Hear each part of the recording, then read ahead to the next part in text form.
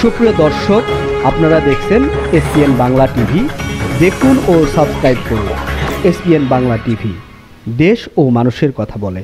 আপনারা দেখছেন SPN Bangla TV সংবাদ। ২৭ April ২০২৪ Motijheel kitchen yard party সেন্টারে বরিশাল বিভাগ সমিতি আয়োজিত শেরেবাংলা একে ফজলুল হকের ৬২তম মৃত্যুবার্ষিকীতে অনুষ্ঠানে সভাপতিত্ব করেন ও বক্তব্য রাখেন বীর মুক্তিযোদ্ধা মোহাম্মদ জিয়াউল কবির দুলু, সভাপতি বরিশাল বিভাগ সমিতি। প্রধান অতিথি প্রেস কাউন্সিলের চেয়ারম্যান বিচারপতি মোহাম্মদ নিজামুল হক নাসিম, প্রধান আলোচক শেরেবাংলার নাতি ও বিটিআরসির সাবেক চেয়ারম্যান এবং সাবেক তথ্য সচিব সৈয়দ মারবুব মোরশেদ। বিশেষ অতিথি পিএসসির সাবেক সদস্য বীর মুক্তিযোদ্ধা ড আনোয়ারা বেগম, সমিতি সাধারণ সম্পাদক বীর মুক্তিযোদ্ধা মোহাম্মদ আব্দুস সোবাহান, শরীফ সরওয়ার আশা, জেলা জজ আব্দুল আওয়াল, সোনালী ব্যাংকের সাবেক general manager Zakir Hossain Khan, Stamford ইউনিভার্সিটির পরিচালক মোহাম্মদ ইলিয়াস হোসেন মিরন, অ্যাডভোকেট এনামুল ইসলাম রুবেল হাওলাদার প্রমুখ। বক্তারা দাবি করেন শেরে বাংলা মানুষের হৃদয়ে আছে, চিরজীবন থাকবে, কারণ জমিদারি প্রথা উচ্ছেদ করে প্রজাদেরকে জমির মালিক করে দিয়েছেন। শেরে বাংলার কারণে আমরা জমির মালিক হয়েছি। শেরে বাংলার অবদানের কথা বলে শেষ করা যাবে না। শেরে বাংলার মৃত্যুবার্ষিকী ও জন্মবার্ষিকী রাষ্ট্রীয়ভাবে পালন করার দাবি জানান। এসপিএন বাংলা টিভি দেখুন, লাইক করুন, শেয়ার করুন, সাবস্ক্রাইব করুন, আমাদের সঙ্গে থাকুন। সাংবাদিক আজিজুল হক মিন্টুর প্রতিবেদন দেখুন, বক্তব্যে কি বলছে শুনুন। পরিচালনায় সাংবাদিক আজিজুল হক মিন্টু। আমাদের আজকের দাবি শেরেবাংলাকে ফজলুল হকের জন্ম এবং মৃত্যুবার্ষিকী সরকারিভাবে পালিত হোক। নাম্বার ২, পদ্মা সেতুর নামকরণ শেরেবাংলা সেতু রাখা হোক। নাম্বার ৩, আরেকটা যে দাবি তুলেছিলাম যে শেরেবাংলা নাই, মিরপুর যে স্টেডিয়াম সেখানে শেরেবাংলার নামে স্টেডিয়াম আছে, কিন্তু শেরেবাংলার ছবিও নাই, শেরেবাংলার জীবনীও নাই।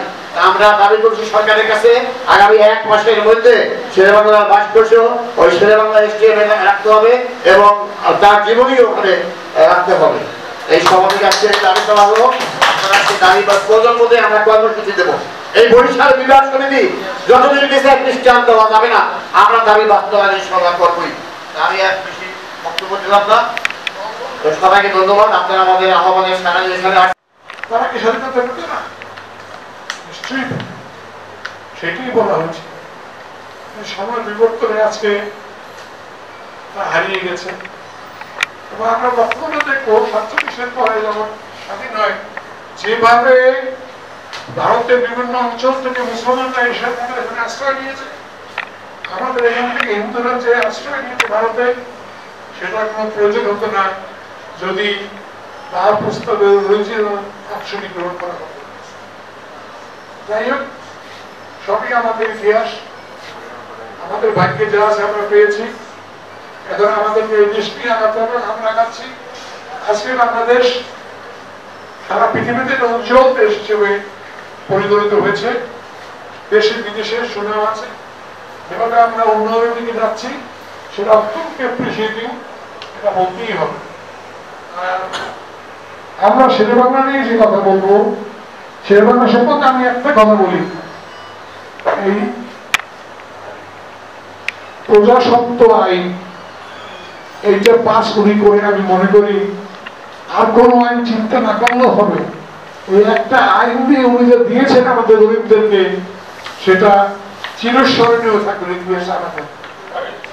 কারণ প্রজাস্বত্ব আইনের মাধ্যমেই আমাদের দেশের গরিবেরা, প্রজারা প্রথম জমির প্রতি অধিকার স্থাপন করে এবং তারপর আস্তে আস্তে তারা ক্ষমতায়নে চলে যায়। তারপর তো শিক্ষা বিস্তার আছেই তার জীবনে। কত কাজ তৈরি করেছেন, কত ইনস্টিটিউশন তৈরি করেছেন, এমনকি ঢাকা বিশ্ববিদ্যালয় পর্যন্ত তৈরি করার পিছনে তার দাম।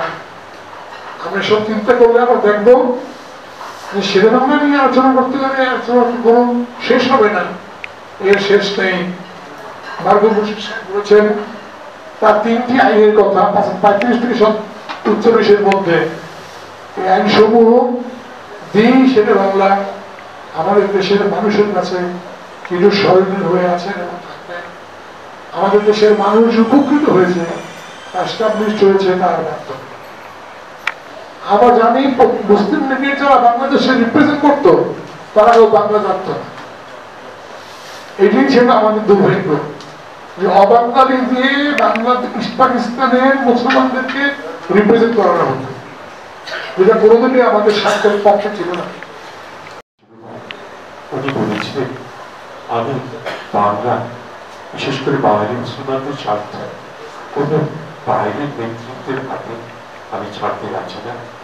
তারা আমাদেরকে যেটা আমাদের জন্য কি গ্রহণযোগ্য তাদের সে ব্যাপারে তারা আমাদের তাদের আদেশ অনুযায়ী আমাদেরকে চলতে হবে, এটা আমি মানতে পারছি। উনি যখন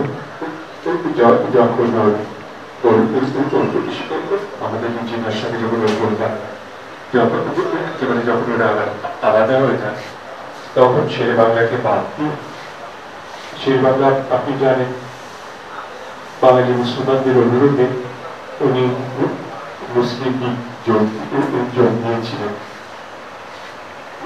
1938 সালে। তো যখন শেরে বাংলা যখন 1941 যখন আমাদের ইঞ্জিনিয়ার সাথে যখন কিছুতেই কোনো আপোষের সুযোগ আমাদের নিজেরা রাখলেন না।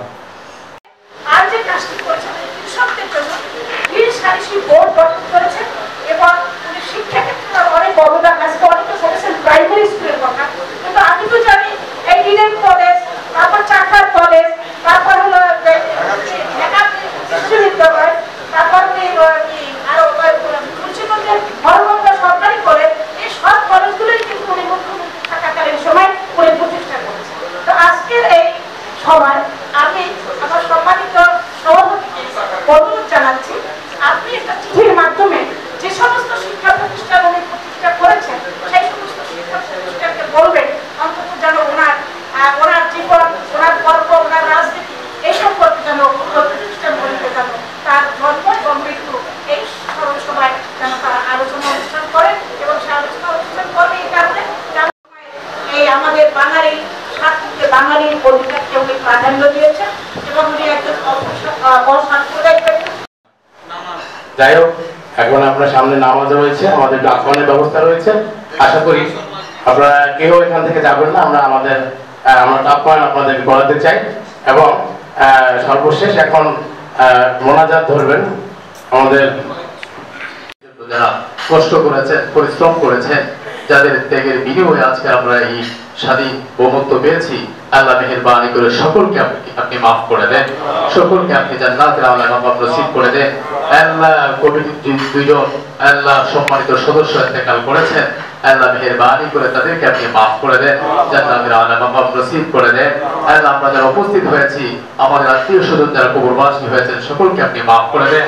বিশেষ করে মা বাবা যাদের অন্ধকার কবরে শাহিদ হয়েছেন, সকলকে আপনি মাফ করে দেন। আল্লাহ এই দেশের উপর খাস রহমত বরকত নাযিল করে আল্লাহ মেহেরবানি করে সমস্ত আযাব গজব থেকে এই দেশকে, এই জাতিকে আপনি হেফাজতে রাখেন। রব্বির হামহুমা কামা রাব্বায়ানি সগীরা আমিন বিরহমাতিকা ইয়া আরহামার রাহিমিন।